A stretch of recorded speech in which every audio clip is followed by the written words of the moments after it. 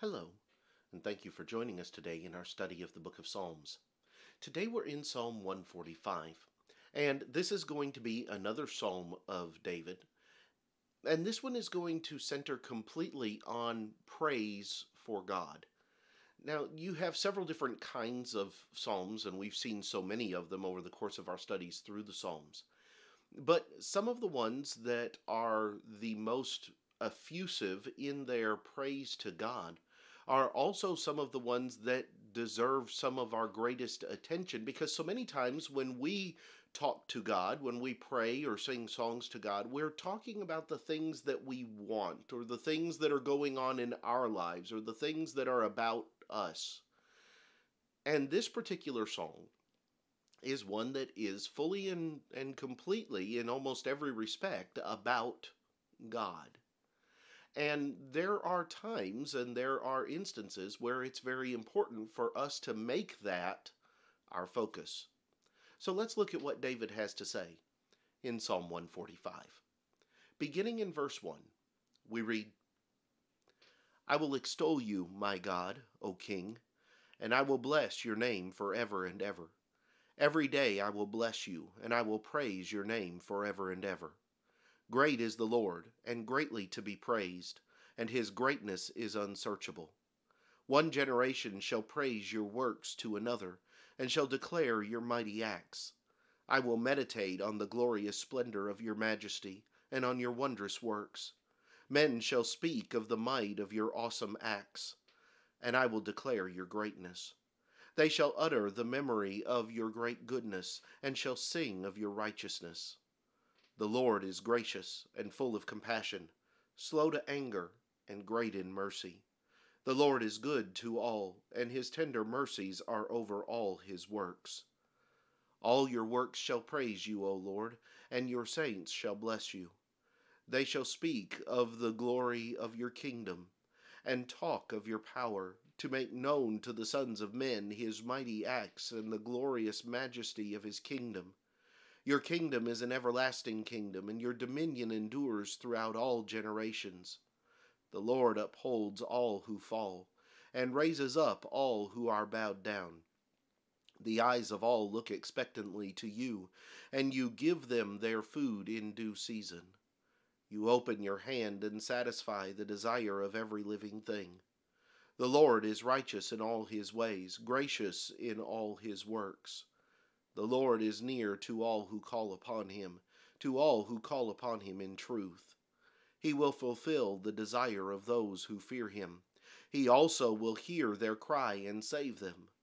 The Lord preserves all who love him, but all the wicked he will destroy. My mouth shall speak the praise of the Lord, and all flesh shall bless his holy name forever and ever. As you look at Psalm 145, you have here this constant, consistent praise of the power, the glory, and the honor that God is due and that God has. When you look back at verse 4, he says, One generation shall praise your works to another, and shall declare your mighty acts.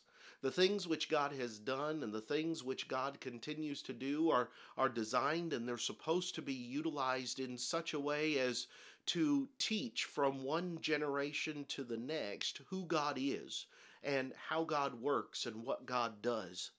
And he talks about the fact that men shall speak of the might of your awesome acts. They shall utter the memory of your great goodness, in verses 6 and 7.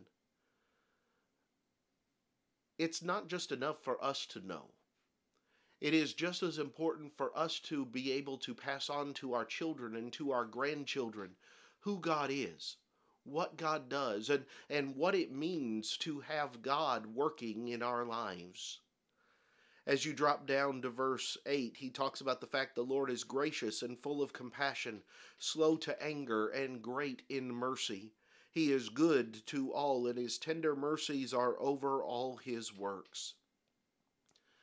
God's love, his care, his concern, his generosity are things that we can see in our lives and things that we can pass on to others. They don't always fall in the areas of the size of our bank accounts or the size of the houses that we have or the number of our possessions.